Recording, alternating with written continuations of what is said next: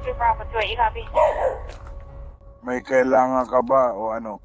Ayos lang pare, tambay lang ako. Pwede bang umupo ka muna? Si Tyler Fight yan. Nakakulong siya ngayon matapos makuha ang tinatawag ng iba na magaan na plea deal matapos atakihin at tangkaing gahasain ang isang babaeng nagjo-jogging. Ipapaliwanag ko kung bakit nakakulong ulit si Faith at kung bakit malaki ang gulo sa sentensya niya noon pa. Ako si Anjanette Levy, ito ang Crime Fix.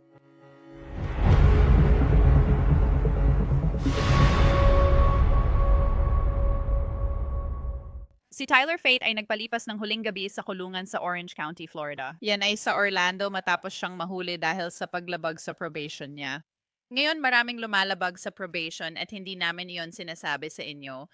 Pero ang kasong ito ay talagang kakaiba at maraming tao ang nababahala at may magandang dahilan para dito. Si Tyler Fate ay unang inaresto noong Abril ng taong ito. Ang mga kaso, tangkang sexual na pananakit at pananakit. Inilalahad ng affidavit ang mga pangyayari noong Abril 10 ngayong taon ayon sa opisyal. Alas 4:19 ng umaga lumabas ang biktima ng bahay para mag-jogging.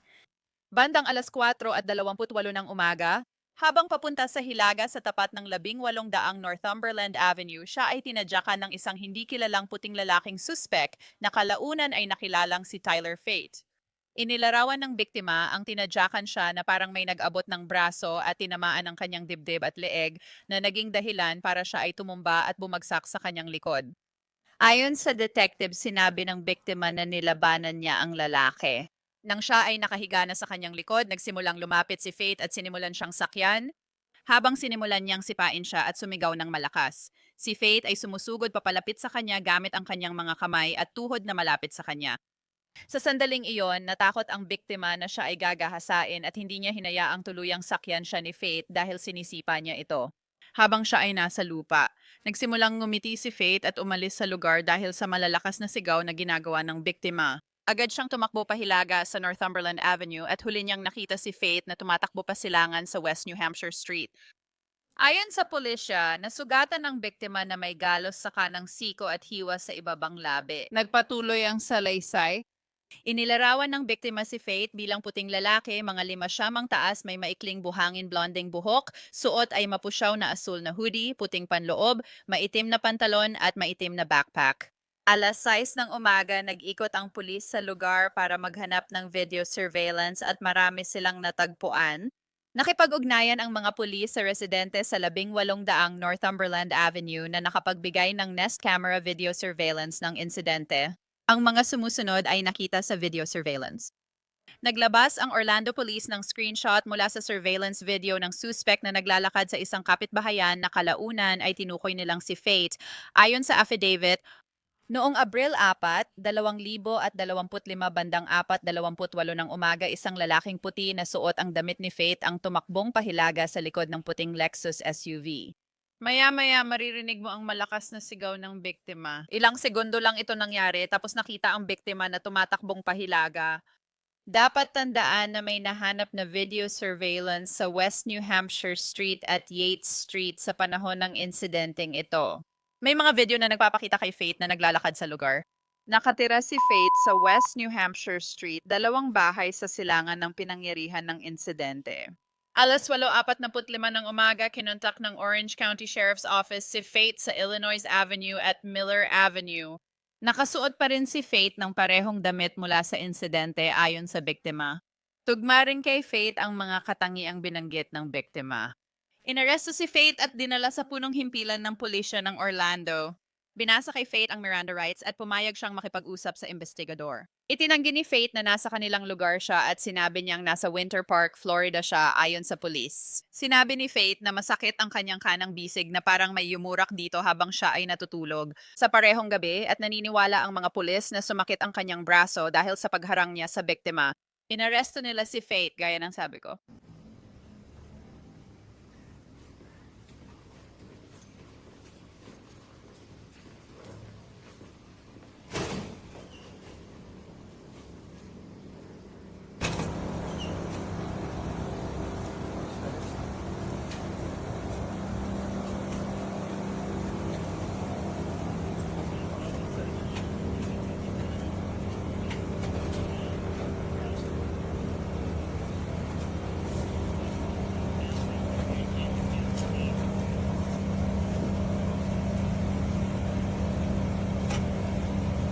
Si Faith ay nakakulong sa Orange County Jail dahil sa attempted sexual battery at battery. Sabi ng pulisya, napatunayan din siyang nagkasala ng battery sa isang kaso noong unang bahagi ng 2024. Mabilis tayong umusad sa Nobyembre ng taong ito. Pumayag ang opisina ng abogado ng estado sa plea bargain na nagpalaya kay Tyler Fight sa probation dahil sa naiserbisyong oras. At maraming tanong ang naibato sa abogado ng estado tungkol doon matapos muling madakip si Tyler Fate. Sinuri ng aming seksyon sa mga krimen na may kinalaman sa sexual dito sa opisina ng abogado ng estado ang kaso at napag-alamang dahil hindi mapapatunayan ng lampas sa makatwirang pagdududa ang intensyon ni Ginoong Faith na magsagawa ng sexual battery, ang nararapat na kasong isasampa ay felony battery. Hinatulan siya ng 225 araw sa Orange County Jail na may kredito sa 225 araw na nabilanggo na siya hanggang noon. Bukod pa sa pagbibigay sa kanya ng 3 taon ng probation na may ilang special na kondisyon. Mahalagang maunawaan na ang probationaryong sentensya na ito, kasama ang mga special na kondisyon, ay ipinataw bilang pagsisikap at pagtingin sa kaligtasan ng komunidad. Kailangan niyang sumailalim sa psychosexual evaluation at anumang gamutan na irerekomenda pagkatapos nito.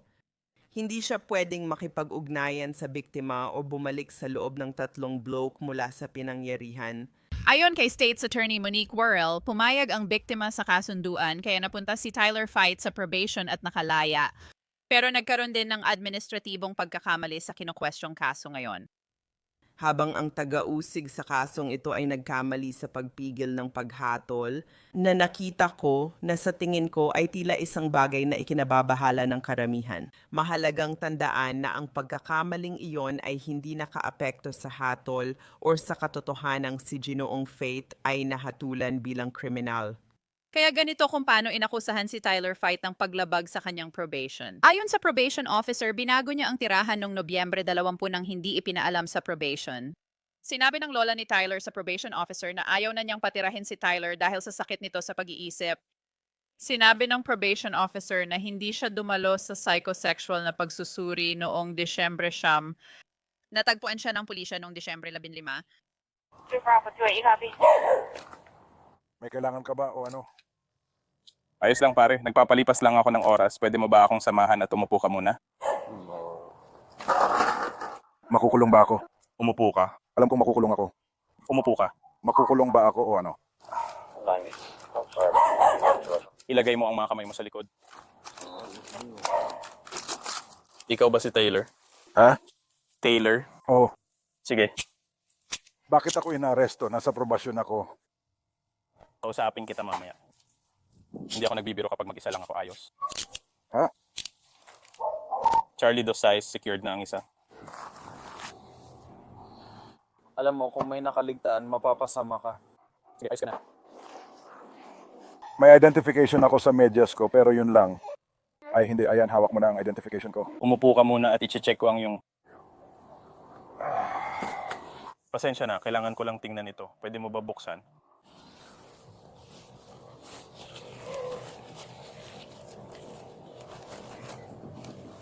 Sige pare, ingatan mo lang ang mga paa mo. Ingatan mo rin ang tuhod mo, ha? Sinisi ni State Attorney Monique Worrell ng Orange at Osceola ang mga kakulangan sa mental health at kawalan ng tirahan sa legal na sistema dahil sa mga paglabag ni Faith sa probation niya. Ang sakit sa pag-iisip at kawalan ng tirahan ay hindi mga isyong nilikha para lutasin ng sistemang kriminal na legal. Kadalasan, napipilitan silang humarap sa korte kaysa sa tunay na pag-aalaga. Sa ganitong kaso, maaring magtakda ng condition ang piskal para sa intervention ngunit wala kaming control sa gamitan, pabahay, o patuloy na pagbabantay. Sa pagkilala sa mga limitasyong iyon, ipinamalas ng nakatalagang piskal sa kasong ito ang pagiging maagap sa paghatol sa pamamagitan ng pagrerekomenda ng probationaryong termino matapos makalaya si Ginoong Faith mula sa kulungan. Upang matiyak ang tuloy-tuloy na pagmamanman at pangangasiwa ng korte, ang rekomendasyong iyon ay bumuo ng mekanismo para sa pananagutan lampas sa pagkakakulong at nagbigay ng paraan para sa intervention kung di masunod ang mga kondisyon. Gayunpaman, ang nakikita natin dito ay sumasalamin sa mas malalawak na kakulangan sa ating sistema ng kalusugang pangkaisipan at binibigyang diin ang agarang pangangailangan para sa magkakaugnay na mga serbisyo na tumutugon sa mga hamong ito bago pa ito lumala. Sige, pag-usapan natin ito. Gusto kong ipakilala ang isang tao na may malawak na karanasan sa pag-usig ng mga kaso at pamumuno sa isang opisina ng taga-usig. Siya si Dave Ehrenberg. Siya ang dating state attorney para sa Palm Beach County State Attorney's Office doon sa Florida at ngayon ay isang defense attorney. Dave, gusto kong malaman ang unang reaction mo nang mabasa mo ang tungkol sa kasong ito. Dahil medyo nakakagulat para sa akin na nakuha ni Tyler Fight ang ganitong kasunduan. Ibig kong sabihin, sinabi ng state attorney na hindi niya naramdaman or hindi nila naramdaman, hindi mapatunayan ng lampas sa makatwirang pagdududa na sinubukan niyang gumawa ng sexual assault, kaya nakalaya siya at di umano'y nilabag ang probation. Oo, masamang tao talaga itong lalaking ito. Malinaw na may sakit siya sa pag-iisip. Nakakatakot siya para sa mga tao sa komunidad. Alam nilang may masama siyang balak. Ibig kong sabihin, isipin mo yung oras ng araw na nandoon yung jogger. Sobrang aga ng umaga. Ano bang ginagawa ng lalaking ito na palakad-lakad lang doon? Malinaw na may masama siyang balak. May record din siya ng kaso. Pagwat, ang pagkakaalam ko, may ilang kaso na hindi natuloy dahil sa kanyang kakulangan sa pag-iisip. Kaya dapat seryosohin ng taong ito. Banta siya sa komunidad at natutuwa akong nakakulong na ulit siya.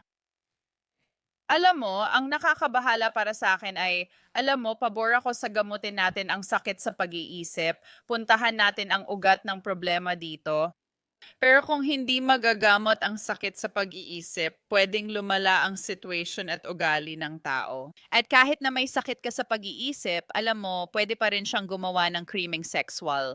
Kaya ito ay isang tao na patuloy pa rin gumagala sa kalsada. Kakapalaya lang niya mula sa kulungan ng halos 1 buwan at may 2 na siyang paglabag sa probation. Alam mo yon? Sabi ng probation officer, una, hindi niya sinabi na umalis na siya sa bahay ni Lola. Pangalawa, hindi siya sumipot para sa psychosexual evaluation.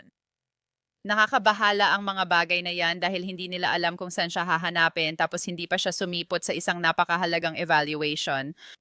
Oo, pati yung mga kapitbahay nagulat na nakita raw siya ulit sa parehong lugar kung saan nangyari ang orihinal na insidente. Kaya sila nag-aalala. Kaya oo, kailangan talagang makulong ulit ang taong to. Nakakulong na siya. At ngayon, yung pagkakamali nila na maling kahon ang na-check kaya na-withhold ang hatol sa halip na mahatulan siya. Ngayon, hindi na yun gaanong mahalaga dahil mahahanap ng hukom na nilabag niya ang kanyang probation at pwede ng formal na ideklara ng hukom na siya ay nagkasala ng felony battery. Iyon ang magpapagawa sa kanya bilang isang convicted felon. May malalaking epekto yan sa hinaharap. Kaya sana matulungan din siya na makuha ang tulong na kailangan niya para hindi na siya maniktik ng mga tao ulit at umatake ng mga tao ulit ng ganito. Pero sa ngayon, tingin ko mas limitado na ang mga option niya. Hindi na siya basta-basta makakalabas dyan na ang record niya ay may maliit lang na misdemeanor na may withheld adjudication. Siya ay magiging isang convicted felon.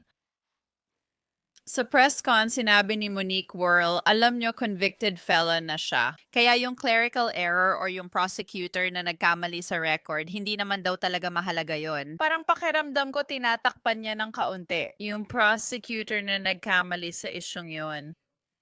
Mahalaga pa rin ito kasi kailangan nilang malaman. Ibig kong sabihin, kailangan talagang mailagay sa record kung ano talaga ang eksaktong kasaysayan niya. And para sa akin, kailangan ng kaunting mas pag-ingat sa mga ganitong bagay. Tama ka. Ngayon, pagdating sa maling pag-check ng kahon, napakalaking pagkakamali yon. Ngayon, tandaan mo kapag ikaw ang state attorney at kilala ko si Monique Worrell, malaki ang respeto ko sa kanya, itinuturing ko siyang kaibigan, marami siyang mga assistant na mga line prosecutor. Pag may nagkamali sa kanila, siya ang laging sinisisi. Pero nangyayari talaga ito na may nagkakamali ng hindi alam ng boss. Pero ito ay isang malaking pagkakamali. Hindi lang ito basta hindi pagtuldok sa I o hindi pagtawid sa T. Ito ay pagbabago ng decision sa isang kaso na dapat sana ay may hatol ng pagkakasala pero naging withheld adjudication na lang. Gaya ng sabi ko, dahil nilabag niya ang probation, sa tingin ko babalikan siya ng hukom at hahatulan ng felony. At kaya maayos na yon. Pero umaasa kang may mga proseso ng nakahanda sa hinaharap para hindi na muling mangyari ang ganitong pagkakamali dahil maaring malagay sa panganib ang mga tao. Isang bagay na talagang nakakabahala para sa akin dito, nababahala ako. At malinaw na ang alam ko lang ay ang nabasa ko sa affidavit ng probable cause para sa kasong ito. Pero para sa akin, malinaw na ito ay isang tangkang sexual battery based sa isinampang kaso. Ibig kong sabihin, may isang lalaki na palihim na gumagala ng alas 4:28 ng umaga, sa dilim. Inaakusahan siyang sinabayan ng braso ang jogger na ito. Sinubukan niyang sakyan siya. Ibig kong sabihin, hindi mo naman susubukang sakyan siya, gaya ng inilarawan ng pulis, kung hindi mo balak na sexual na atakihin siya. Sa tingin ko, kaya siya tumakbo palayo kahit di ko alam ang iniisip ng bata. Pero ang tanging dahilan kung bakit siya tumakbo palayo ay dahil ginawa niya ang itinuturo sa mga babae na gawin. Sumigaw siya. Napakaingay niya at dahil doon parang naisip niya, ay baka masyadong mahirap ito. Kaya nga sabi nila, ayon kay Monique Worrell sa press conference, alam mo, hindi sigurado ang mga piskal kung mapapatunayan nila ang kaso lampas sa makatwirang duda. Kadalasan, ang mga kaso ay naayos sa plea bargain. Pero Dave, kung titingnan mo yon, ibig kong sabihin, ano pa ba ang sinusubukan niyang gawin? Sa totoo lang, Anjanette, kapag binalikan mo at tiningnan ang mga detalye ng kaso, hindi naman siya nag-alis ng kahit anong piraso ng damit. Hindi niya sinubukang mag-alis ng kahit anong piraso ng damit. Ayon sa affidavit, tinadyakan niya ito sa leeg gamit ang braso tapos umibabaw sa kanya. At ngayon, sa tingin ko ba ay susubukan niyang sexual na saktan siya? Oo, malamang. Pero kailangan ng piskal na patunayan ang kaso lampas sa makatwirang pagdududa, hindi lang probable cause. Kaya naintindihan ko kung bakit nila isinampa ito bilang felony battery imbes na felony sexual assault. Salamat dahil sa mga defensibong action ng biktima, hindi siya umabot sa puntong maaari siyang mahatulan ng sexual battery. Para sa akin, magiging mahirap ito para sa mga piskal. May obligasyon ang mga piskal na magsampa ng kaso kung naniniwala silang makakakuha ng hatol na lampas sa makatwirang pagdududa. Kung wala silang tapat na paniniwala rito, hindi mo dapat isampa ang kaso. Kaya iyon ang dahilan kung bakit mas magaan na kaso ang isinampa nila. Ngayon, hindi nito pinapawalang sala ang mga piskal sa pagkakamali at pag-check sa maling kahon sa disposition ng kaso. Pero sasabihin ko na naiintindihan ko kung saan nanggaling ang mga piskal sa pagsampa nito bilang felony battery imbes na felony sexual assault. Pero ito ay tinangkang sexual battery. Yun ang reklamo ko dito. Tinangka, tama. Pareho lang yun pagdating sa pagsampa nito bilang, tandaan mo, kailangan mong pumasok sa isip niya at ipakita ang ginagawa niya, pati ang balak niyang saktan siya sexual. Sa tingin ko, kailangan mo pa ng higit pa kaysa sa nakasaad sa affidavit ng probable cause. Makatarungan. At malamang na hindi rin niya aaminin yon, alam mo yon. And hindi niya ginawa ayon sa affidavit ng probable cause. Yung 225 araw na ginugol niya sa kulungan, tapos pinalaya siya sa probation, yung alam mo na, plea agreement, plea deal, kung tawagin, ano ang opinion mo tungkol doon? Yun ang haba ng kanyang paninilbihan at pinalaya siya pagkatapos. Depende yun sa kanyang nakaraan. Ngayon, may record siya ng mga kaso, pero hindi malinaw sa akin kung ang dati niyang pagkakakulong ay talagang isang felony conviction. Wala akong access sa information yun, kaya mahalaga ito. Kung siya ay dati nang nahatulan ng isang felony, kung ganon, dapat binigyan siya ng mas mahabang panahon. Kung hindi, hindi rin niya makukuha iyon. Naiintindihan ko kung bakit nila sasabihin nakapaglingkod ka na ng 225 araw sa kulungan pagdating sa mga patakaran sa sentensya. Magkakaroon ka ng lahat ng mga kondisyong ito at haharapin natin ito sa ganong paraan. Kaya para sa akin, ang pinakamalaking tanong ay, napatunayan ba siyang nagkasala ng mabigat na krimen noon? Dahil kung oo, malaking pagbabago yon at masasabi kong hindi siya dapat tinrato sa ganitong paraan. Kaya Dave, dahil sinabi ni Monique Worrell, alam mo, marami dito ay may kinalaman sa mga kakulangan ng sistema pagdating sa kawalan ng tirahan at sakit sa pag-iisip. At lubos kong nauunawaan yon. Alam mo, ang paggamot sa sakit sa pag-iisip, alam mo, ang pagtugon sa ugat ng problema ay laging mahalaga. Pero parang ang taong ito ay delikado. At parang hindi naman talaga dapat pinalabas. At malamang ay ayaw lang niyang sabihin sa kanyang probation officer, wala akong matutuluyan, sabi ni Lola, hindi ako pwedeng dito. Ayokong pumunta sa psychosexual evaluation ko kasi ayoko lang talaga. Parang ganun na nga ang nangyayari dito. Oo, pero ganito talaga ang nangyayari kapag nagtitipid ka sa paggastos para sa mental health treatment. Dito sa Palm Beach County, ang kulungan ng county ang pangunahing nagbibigay ng mental health services na dating tungkulin ng mga pulis. Sa tingin ko, pareho rin sa Orange County. Yan ang kilala sa Florida. Sobrang higpit namin pagdating sa krimen sa bandang huli, pero pagdating sa paggamot para maiwasan ang mga tao na mahuli dahil sa krimen, hindi naglalaan ng pondo ang Florida sa simula pa lang. At dahil dito, nalalaglag ka sa mga butas ng sistema. Kaya oo, kailangan talaga ng taong ito ng paggamot. Pero kapag nakagawa na siya ulit ng krimen na ganito, dapat seryosohin na siya at kaya mahalaga ang kanyang dating kasaysayan. Sige, babantayan natin ito at titingnan kung ano ang kalalabasan.